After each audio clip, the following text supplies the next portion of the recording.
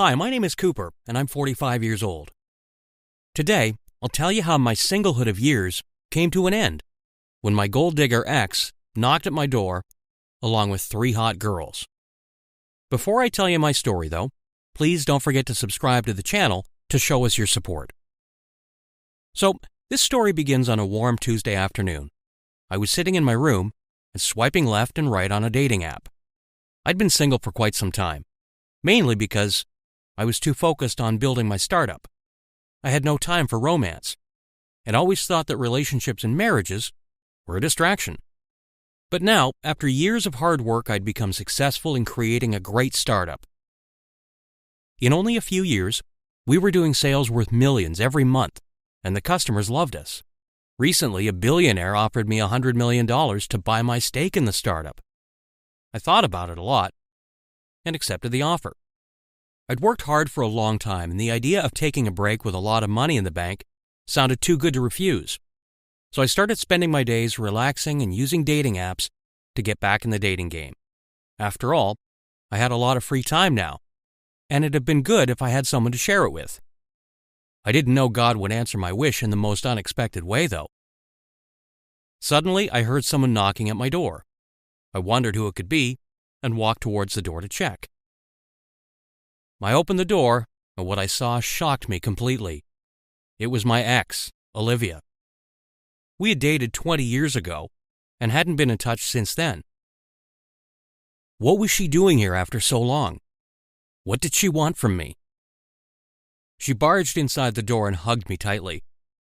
"Oh, I've missed you so much, darling. How have you been?" she said to me.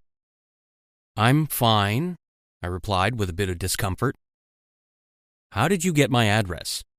And more importantly, what are you doing here?" "It's easy to find someone when you love them," she said.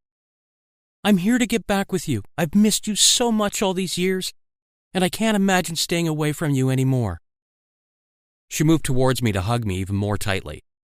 I'd had enough. I pushed her away and said, "You want to get back? After all the things you did to me?" I said. "What did I do, Cooper?" she asked, making an innocent face. But let me tell you, Olivia is the exact opposite of innocent. A few years back, we were both teachers, and we worked together in the same school. Olivia had a crush on me, and she would always chase me around.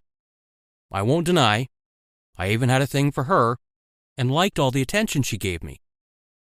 We started hanging out and spending a lot of time together. I would drop her home after school, and we would spend hours in my car listening to songs and talking. Soon we got really close and started dating. Olivia used to live with her parents, so she asked, "Now that we're dating, is it fine if I move in with you? Please let me know if you have any issue with that, darling." I thought about it and realized that's a great idea. After all, I liked spending time with her, so I said yes and asked her to move in. And that was the biggest mistake of my life.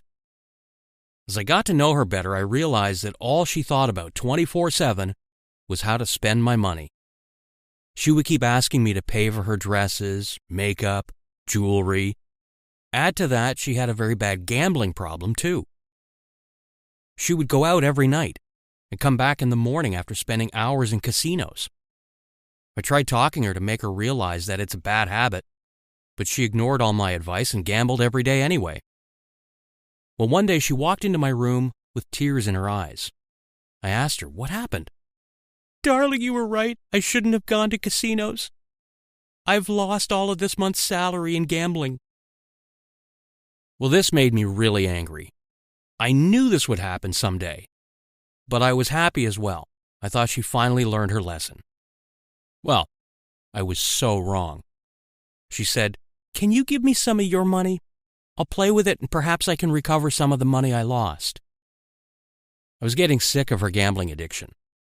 Even after losing so much money, she was asking me to give her more. I said, "No, you have to quit going to casinos. You need to focus on your job instead of spending all your time there." Well, this made her really angry. She said, "You're just a broke teacher who can't do anything for his girlfriend. I'll figure out a way to get the money I want." Saying this, she slammed the door and went away. Her words hurt me, but I thought, if being harsh with her, I can make her lose her addiction, then I'll take that risk. But such addictions are really hard to let go of. She didn't quit going to the casinos at all. I asked her, "Where are you getting money from? As far as I know, you've finished all your salary." "It's none of your business. I have my own ways of arranging for money. If you won't help me, that doesn't mean I can't help myself," she said and walked outside. I knew there was something fishy going on. She had no money of her own, and someone was funding her gambling addiction. I needed to find out who it was. One night when she was walking out of the house, I decided to follow her. She was wearing a really fancy dress, and I had a hunch that she was hiding something from me. After walking for about 15 minutes, she stopped outside a house and went inside. I wondered whose house it was. There was an open window in the house, so I decided to climb through and see what was going on. With a little effort, I was able to find my way inside the house. But I can never forget what I saw when I was inside. She was kissing a young boy who was my student. He said to her, "I love you." She said, "Even I love you. It's so much more fun to be with you rather than that broke Cooper. Will you take me gambling again tonight?" He nodded and said, "Yes." They started kissing again. That's when I walked in and shouted at her. "I always knew you were a gold digger. You spent all my money and cheated on me with my student just because he's rich." She got startled. She wasn't expecting me to be there, obviously. "What are you doing here, Cooper?" she said. "I followed you. I had an idea you were cheating on me because I refused to give you money, and I was right," I said. "You left me with no choice, Cooper. You're a teacher and you hardly earn any money. I have my financial needs and you refuse to fulfill them." I couldn't stand even being in the same room as her. What she had done was unforgivable. "One day you'll regret cheating on me. One day I'll be so rich, you'll wish I hadn't dumped you. We are done, Olivia." And I walked out of the house. This incident became a life-changing moment for me. I started focusing completely on my startup, with only one motivation in mind. I had to become rich. I worked day and night with this motivation. I compromised on my sleep and gave up my social life to focus fully on my startup. And my hard work did pay off. The startup became very successful, and after selling it off, I made millions. It was all over the internet now how I made a lot of money. My interviews were televised on all the popular news channels. I guess Olivia came to know about it, and that's why she decided to come back to me. She must have read in the news that I made millions and saw an opportunity to get back with me so she can spend my hard-earned money. Gold diggers always stay gold diggers, after all. But I wasn't someone who could be fooled easily. I knew exactly the kind of person she was, and I wouldn't fall into her trap again. "I don't want anything to do with you, and please, don't come back here again. Otherwise, I'll have my security guards teach you a lesson. Goodbye, Olivia." Saying this, I tried shutting the door on her, but she stopped me. "You have no choice but to accept me, Cooper," she said. "You can't force me to do anything, Olivia. My decision is final." "I can't force you, Cooper. You're right about that," she said. "But your daughters can force you." "What do you mean? I don't have any daughters," I said. "Really?" she said, and whistled loudly. The door of her car opened and 3 very hot girls walked out.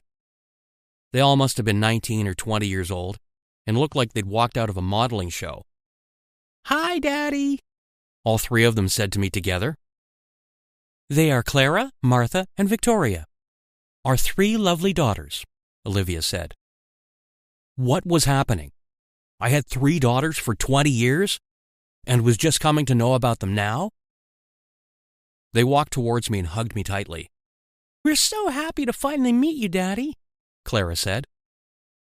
"We had missed you so much. Please don't go away from us for even another second," said Martha. Victoria looked me in the eyes and said, "We're so happy that we'll finally stay in the same house as you, Daddy. We can't wait to spend time with you." They all took their luggage and walked into my house. It was all happening so fast, I had no idea what to do. "It feels so happy to be back with you, darling," Olivia said, and she too walked into the house. They all sat in my living room and made themselves comfortable. I knew there was something fishy going on. These girls couldn't be my daughters. But I also knew there was no point in arguing with Olivia.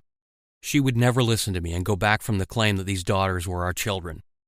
I needed very strong proof to show her these are not my daughters.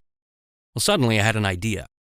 There was really only one way to prove my case and shut Olivia's mouth forever: a DNA test. So I decided I'll let all of them stay in my house for a while. That'll give me the opportunity to give a used utensil or a broken strand of hair of my supposed daughters for a DNA test and prove to Olivia that they aren't related to me. Then I'll kick her out of the house and make her regret trying to come back to me. But I'll have to be patient and wait for that day. Until that day comes along, I'll have to spend a lot of time in a house with 3 very hot girls. And considering that even they know that I'm rich and not their father, I guess it'll be very difficult for me to stay single for long now.